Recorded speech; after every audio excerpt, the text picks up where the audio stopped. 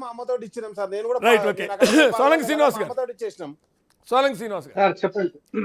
ప్రధానంగా ఇక్కడ సరే పార్టీ వాళ్ళ పార్టీ అంతర్గతమే కావచ్చు, కానీ ఒక రాజకీయ వర్గాల్లో అదొక చర్చ.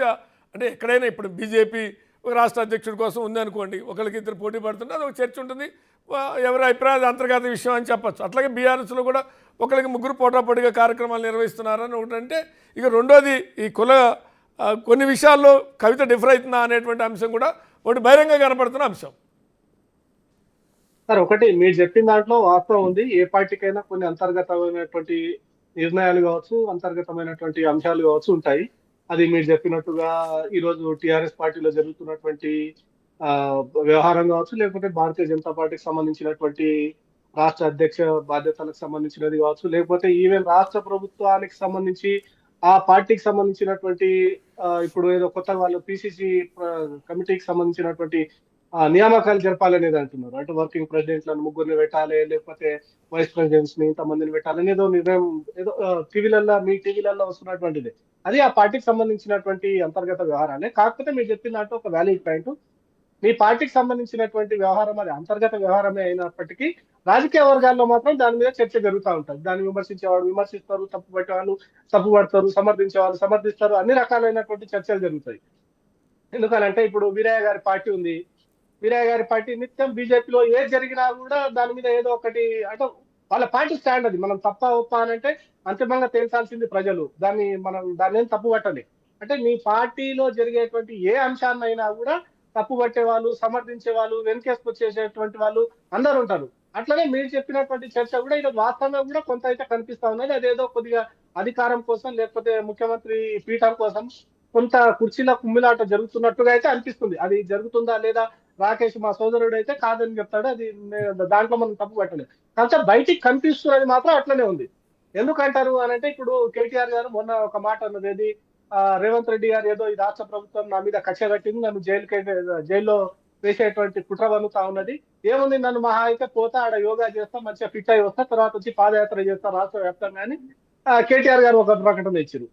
రీసెంట్ గా హరీష్ రావు గారు ఏమన్నారు, ఈ పెండింగ్ లో ఉన్నటువంటి ప్రాజెక్టులో లేకపోతే ఆ ప్రాజెక్టుల విషయంలో నేను పాదయాత్ర చేస్తాను, ఈ జిల్లాలో నా నియోజకవర్గ పరిధిలోనూ లేకపోతే నా నియోజకవర్గం ఉన్నటువంటి పాత మెదక్ జిల్లాలోనూ నేను పాదయాత్ర చేస్తా అని వారు ఒక రకంగా మాట్లాడారు. మరోవైపు ఏమో కేసీఆర్ గారేమో నేను త్వరలోనే బయటికి రాబోతున్నా, బ్రహ్మాండాన్ని బద్దలు చేస్తా, భూమిని అంతా భూకంపం రేపుతా అని వారు ఒక ప్రకటనలు ఇచ్చారు. ఈ ముగ్గురు ఒకవైపు అయితే కవిత గారి వ్యవహారం చూస్తూనే ఉన్నాం.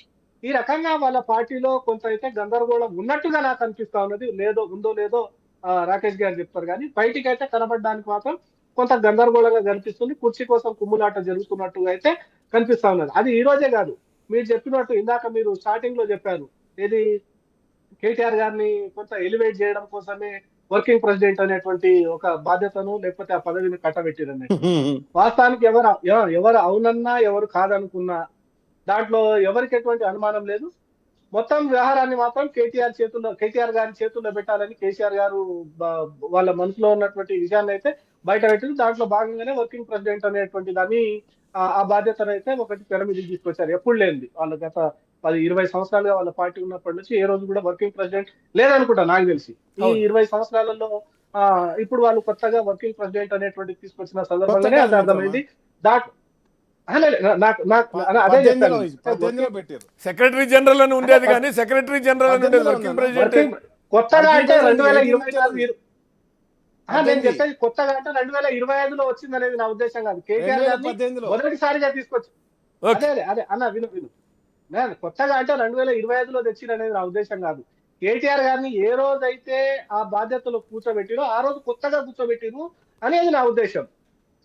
సో ఈ రకంగా చూసుకున్నట్లయితే వాళ్ళ పార్టీకి సంబంధించినటువంటి అన్ని నిర్ణయాలు కొన్ని ఈ రకంగా చూసినప్పుడు మాత్రం కొంత కుర్చీల కుమ్ములాట జరుగుతున్నట్టుగా అయితే స్పష్టంగా కనిపిస్తా ఉంది. ఇదొకటే కాదు, మన పివి గారు జనరల్ గా కూడా ఆ పార్టీలో ఏదైనా విధాన నిర్ణయాలు తీసుకునేటువంటి సందర్భాల్లో కూడా చాలా మంది కొందరేమో కేటీఆర్ గారి వైపు, కొందరు హరీష్ రావు గారి వైపుగా మొగ్గు చూపుతుంటారు, కొందరు ఇటువైపు ఉన్నారు, కొందరు అటువైపు ఉన్నారు అనేటువంటి చర్చలు మీ టీవీలలో పేపర్లలో చూస్తూనే ఉన్నాం మనం. సో ఈ రకంగా ఇది ఇక్కడనే కాదు, జనరల్ గా ఏ లోకల్ ఏమంటారు మన ప్రాంతీయ పార్టీలు ఎక్కడైనా కూడా ఇటువంటి కుమ్ములాటలు సహజమే. అది సరే అంతిమంగా వాళ్ళకు రిజల్ట్ వచ్చిన రోజు ఇవన్నీ కనబడవు కానీ వాళ్ళు ఇప్పుడు ప్రతిపక్షంలో ఉన్నారు కాబట్టి ఇవన్నీ తప్పులు లెక్క లేకపోతే చర్చనీయాంశాలుగా కనిపిస్తుంటాయి. అధికారంలో ఉన్నప్పుడు ఏంటంటే అధికారం ఉంది, ఇందాక వ్యవహారం చెప్పిన అధికారంలో ఉన్నప్పుడు ఇంకా ఎక్కువ సాధ్యమైతే ఇప్పుడు హరీష్ రావు రెండో దఫా మంత్రివర్గంలో స్థానం కల్పించలేదు అనుకోండి, అధికారంలో ఉన్నప్పుడు పవర్ ఎక్కువ ఉంటుంది కదా, ప్రతిపక్షం ఉన్నప్పుడు కొంత పవర్ ఉంటుంది. అదే పవర్ ఉంటుంది. రోజువారీ వ్యవహారాలలో అధికారంలో ఉన్నప్పుడు కొంత అది కంటికి కనబడకుండా పోతా ఉంటది. కానీ నేననేది ఏంటంటే ఈరోజు ప్రతిపక్షంలో ఉన్నారు కాబట్టి ఎవరి స్థాయి ఏంది, ఎవరి స్థానం ఏంటిది అనేటువంటిదే చర్చ నడుస్తుంది. కాబట్టి ఈ రకమైనటువంటి చర్చ వస్తుంది తెరపైకి తప్పిస్తే జనరల్ గా లేదు ఉన్నది అనేటువంటిది చెప్పలేమన్నట్టు. అధికారంలో ఉన్నప్పుడు ఒక పార్టీ, ప్రాంతీయ పార్టీలు ఎస్పెషల్ గా ప్రాంతీయ పార్టీలు అధికారంలో ఉన్నప్పుడు ఒక రకం, ప్రతిపక్షంలో ఉన్నప్పుడు మరోలాగా ఉంటాయి. అది మీరు ఏ ప్రాంతీయ పార్టీనైనా తీసుకోవచ్చు, ఇంక్లూడింగ్ మేము ఏంది మా మా కూటమిలో భాగస్వాములు అయినటువంటి ఈ తెలుగుదేశం పార్టీది కూడా ఇదే రకంగా ఉంటది. కాకపోతే వాళ్ళ పార్టీలో ఏముండేనంటే ఇన్ని రోజులు ఎవరికి ఏమంటారు ఇంకో ఆల్టర్నేటివ్ ఆప్షన్ అనేటువంటిది లేకపోతుండే. చంద్రబాబు నాయుడు గారు మెయిన్ పిల్లర్ గా ఉన్నారు కాబట్టి ఇంకో ఆప్షన్ లేకపోతుండే. ఇప్పుడు ఏమైపోయిందంటే మన వారికి అదృష్టం కొద్ది దురదృష్టం కొద్ది ఒకటే కొడుకు కావడంతో అధికారం అంతా కూడా అటువైపు కేంద్రీకృతం అవుతుంది. కానీ వాళ్ళ పార్టీలో అంటే ఆ పార్టీలో కూడా ఒక 2-3 ఉన్నారు అనుకోండి, అక్కడ కూడా అదే రకమైనటువంటి పరిస్థితి ఉంటుంది. మీరు తమిళనాడులో ఉన్నటువంటి డిఎంకే పార్టీని